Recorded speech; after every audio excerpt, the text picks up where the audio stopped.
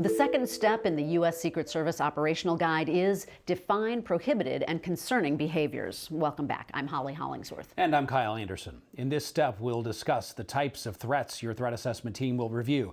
Not only actual threats that are made, but prohibited or concerning behaviors that themselves may constitute threat.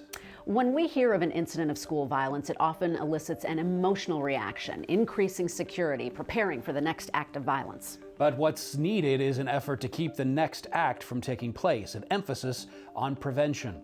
The prohibited and concerning behaviors that your team will define will help you prevent the escalation to violence. There's a balance to achieve here. Threats occur on a regular basis at schools. Your threat assessment team doesn't want to overreact to a threat that is not serious, but of course doesn't want to underreact to a serious threat.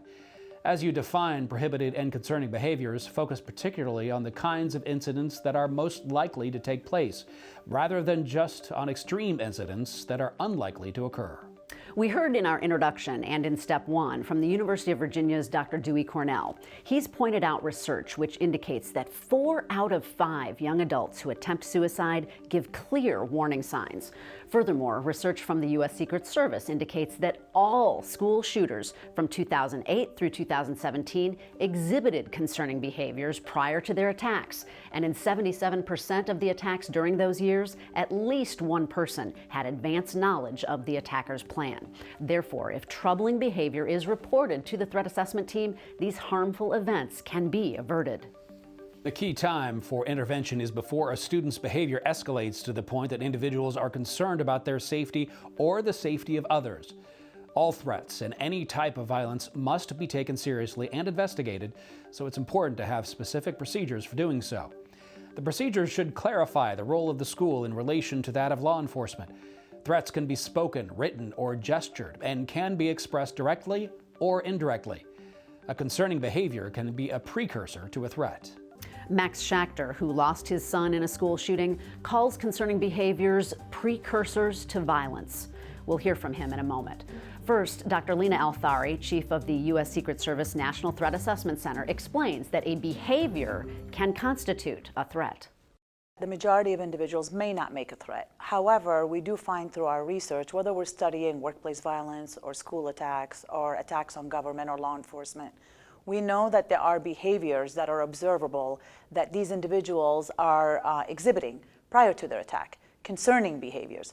So you don't just want to focus on whether someone made a statement indicating a threat or not. You want to focus on, are they suicidal? Have they lost all hope? Are they fixated on an individual? Do they have grievances? We know that the number one motive in the reason why these people attack whatever the target is because of a grievance, that they feel someone has wronged them or they want to retaliate for some kind of personal attack that they feel.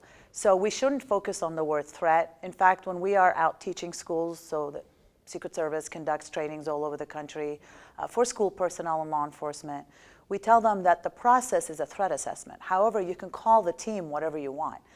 In some universities, they call it assessment and care, because you want to look at a continuum of concerning behavior, not just, as you said, ones that are typically indicative of violence, such as bringing a weapon or making a threat. We want to have early intervention so that we can mitigate these threats.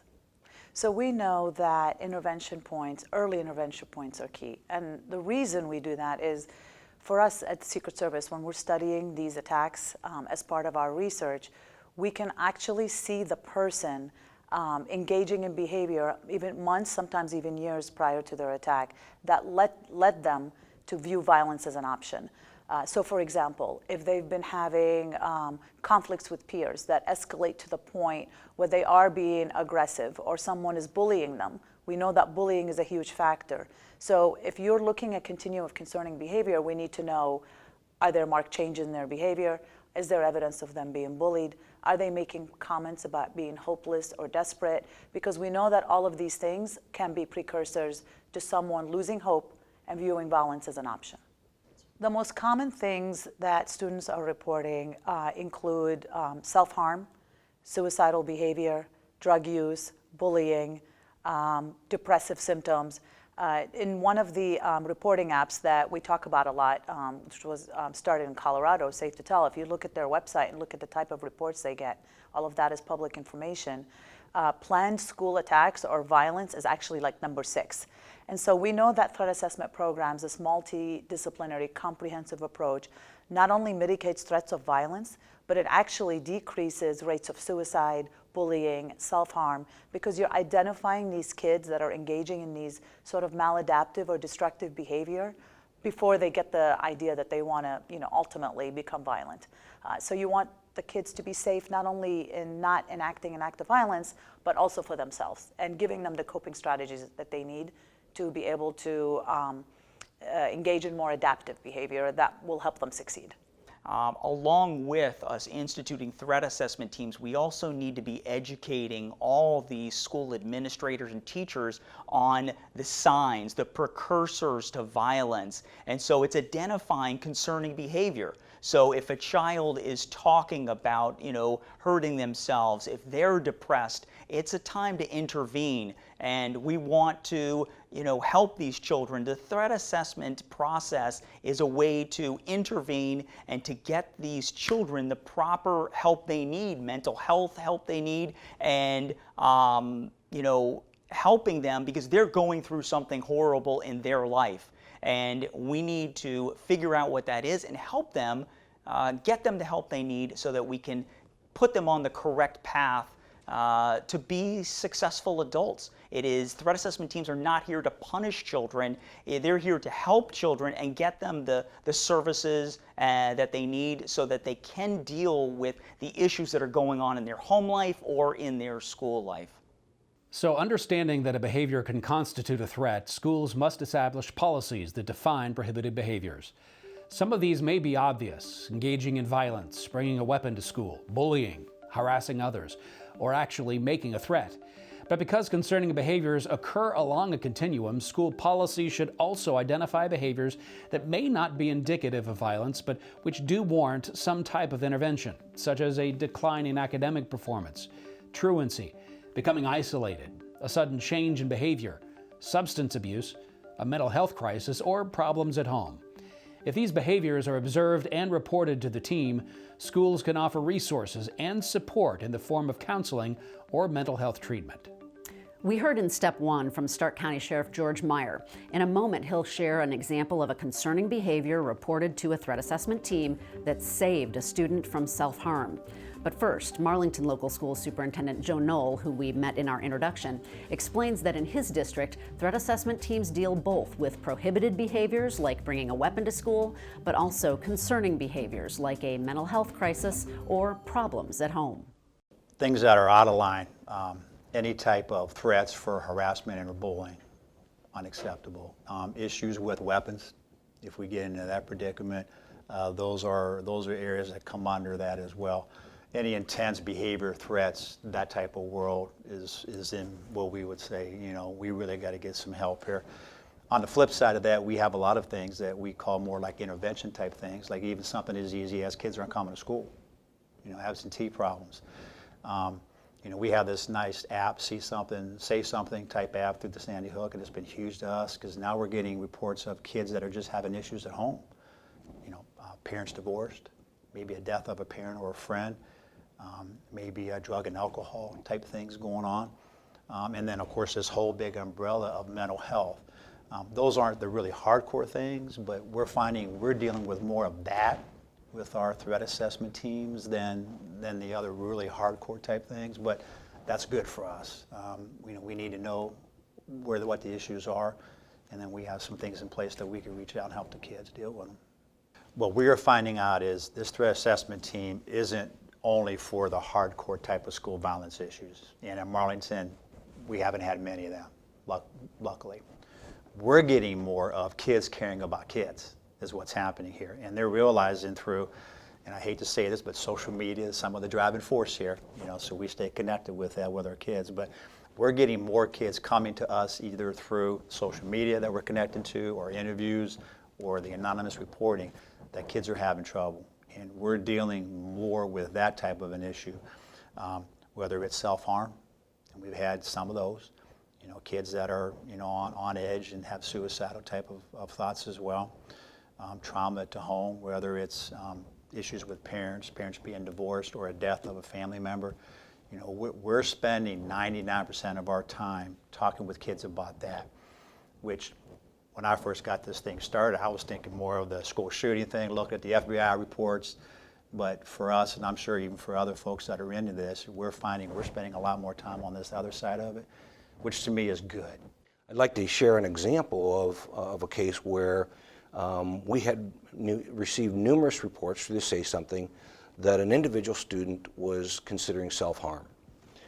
We made contact with the student, we made contact with the family, as we did with our team approach, mental health workers, law enforcement, safety folks, school administrators, and each and every time, there were several occasions where we received reports. Each and every time we received a little bit of pushback from the family, specifically the father that said, look, I've talked to my children, there's no problem here, we're not anticipating any problems, and we really don't need your help. But we continue to receive these notices or these alerts that there was a problem with one of the members of the family. At one point in time, we finally segregated the children, and they were interviewed by mental health professionals and found that there was a student that was actually considering self-harm. That student was given immediate care, and through that, I think we probably averted a tragedy in that family. And the father was so apologetic, not that he needed to be, but it's something that he didn't know that was going on right under the roof of their home. And so, there are a number of scenarios like that we've encountered with the reporting system that are really, we can hold up and say, we made a difference in somebody's life. So maybe we saved somebody's life along the way. Gathering information about concerning statements and actions will help the threat assessment team determine whether a student is at risk for attacking the school or its students, and to identify strategies to mitigate that risk. Remember, most students who pose a threat will indicate their intentions at some point. This may be to a friend, on social media, at school, or in their written work and drawings. Research shows that students who've engaged in school attacks typically did not just snap in an impulsive or random act of violence. Instead, the attacks are a result of a comprehensive process of thinking and planning about the event. It typically begins with an idea, progresses to the development of a plan, moves on to securing the means to carry out the plan, then culminates in an attack. An example of this would be Columbine. It's an event that everyone knows and has some familiarity with. Those two perpetrators spent a year discussing what they wanted to do, monitoring the movements of students, making maps, and acquiring weapons. However, the time between the decision to mount an attack and the actual incident may be short. That's why when there is an indication that a student may pose a threat, the threat assessment team needs to move quickly to intervene before it takes place.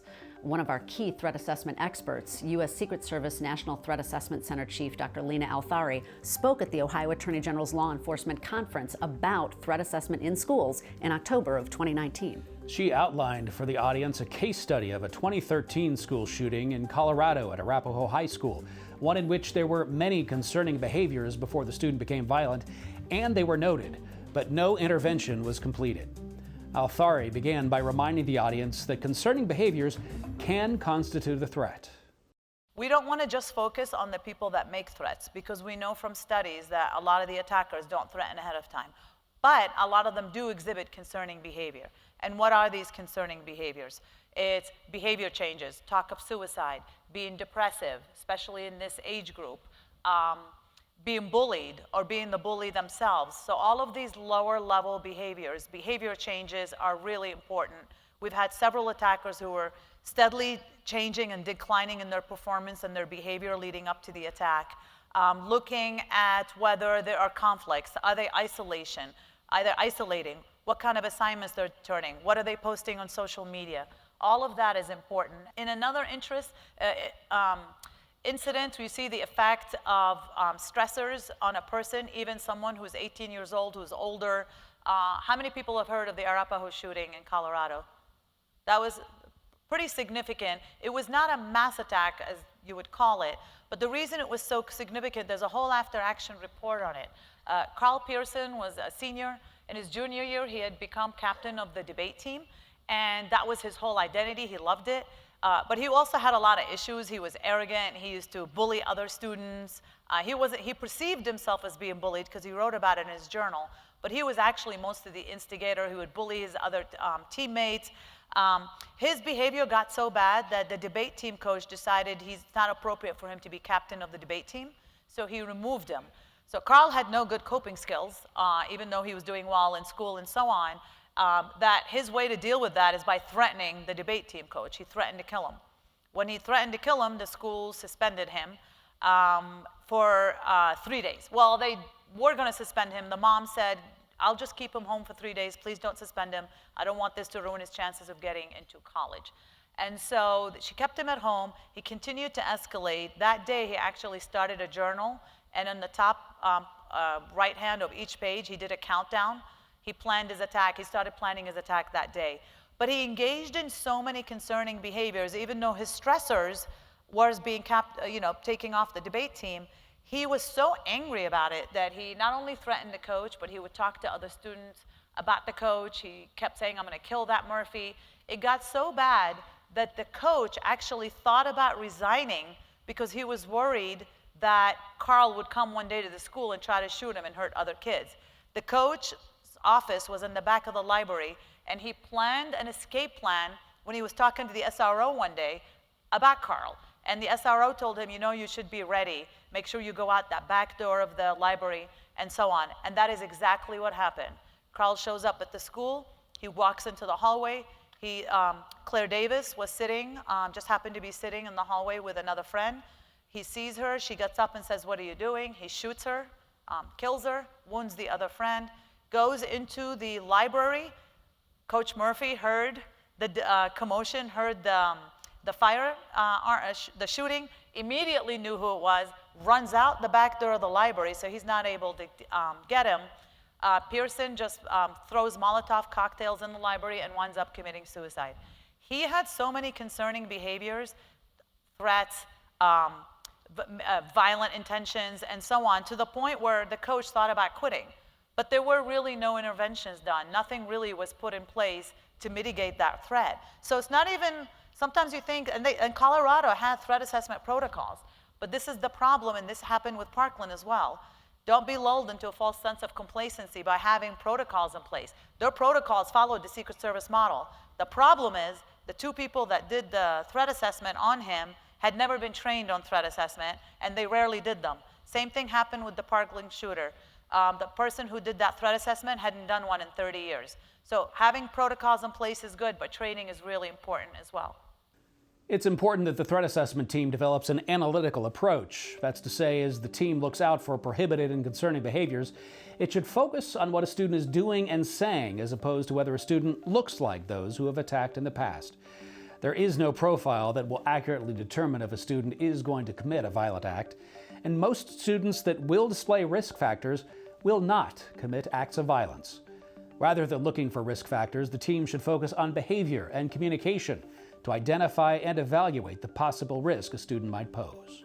We conclude step 2 with real-life examples of prohibited and concerning behaviors from one of our experts who serves on a school threat assessment team, licensed social worker Jamie Hardwick of Allen County.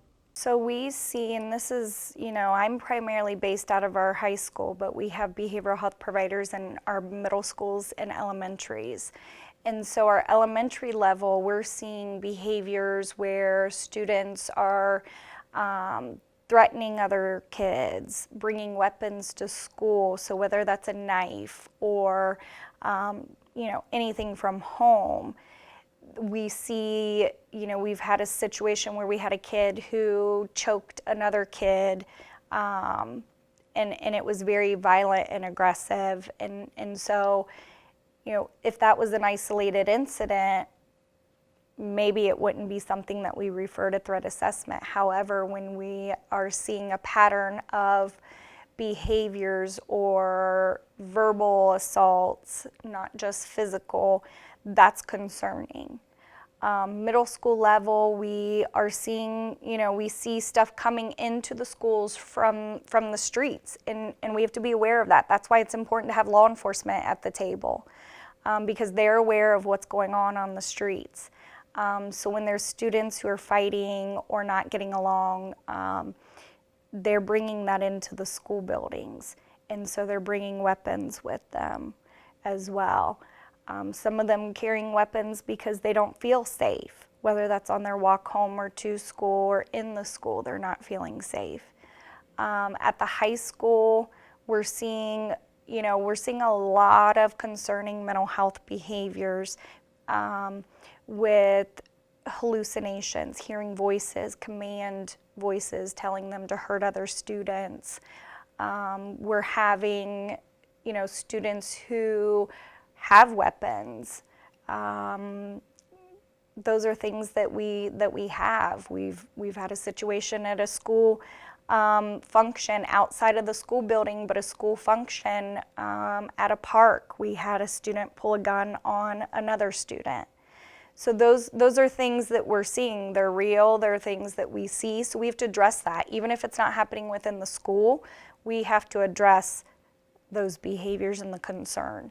So we had a young man, and this was not within Lima City. So this is when I was working at juvenile court, but was still part of threat assessment. So this was in another school district.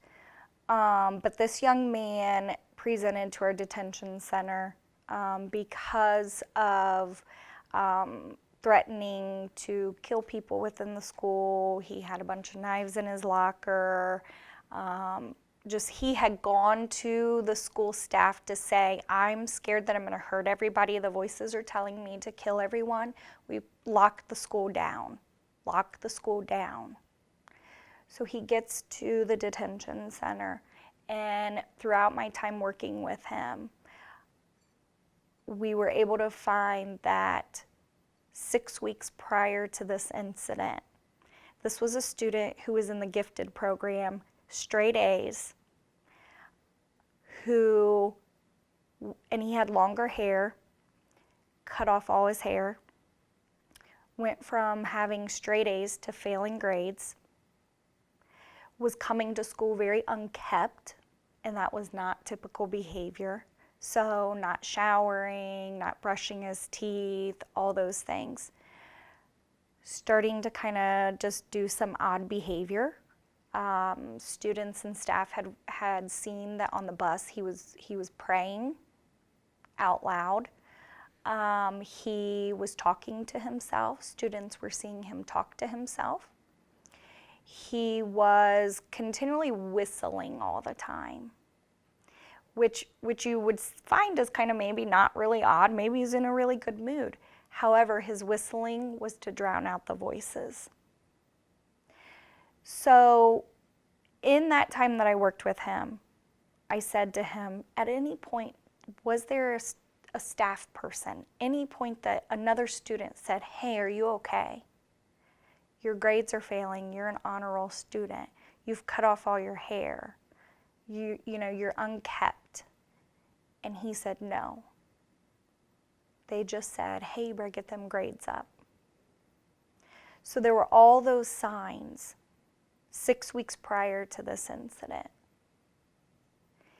And so while he was working with me in the detention center, we were able to have conversations with the schools, with his parent, all types of people that have interacted with him to be able to say, okay, we went from being a student who was doing very well to somewhere there was a mental health crisis. There was some form of, even a psychotic break that now led to this. So all those things, and maybe each person in the school maybe saw one of those things and never communicated or talked to another staff person to say, hey, I noticed so-and-so, cut their hair off. I wonder why. Yeah, I noticed that too. Their grades are failing. To really put the pieces of that puzzle together. So then when we have that and we're somebody hearing voices and they're command voices to tell us to kill other people, telling us we're not good enough, all these things. We start to see those, we will see those things in our behaviors. What we cannot talk out, we act out. We see that in our behaviors. So there were all those things there that I think could have prevented that situation. Luckily, nobody was hurt. He was very worried. He's like, he told me repeatedly, I don't want to hurt anybody, but the voices are telling me to. And he was 12 years old. After our interview, Jamie followed up to let us know mental health treatment was sought out for that boy along with psychiatric care. He completed treatment successfully. He graduated from high school and is enrolled in college studying psychology. And he has won a number of local and state awards for his ability to rise above the challenges that he has faced to not only survive, but to thrive. He is involved in statewide youth advisory boards and travels with them to places like Washington, D.C. to be a voice for others in similar circumstances. Coming up next, step 3, create a central reporting mechanism.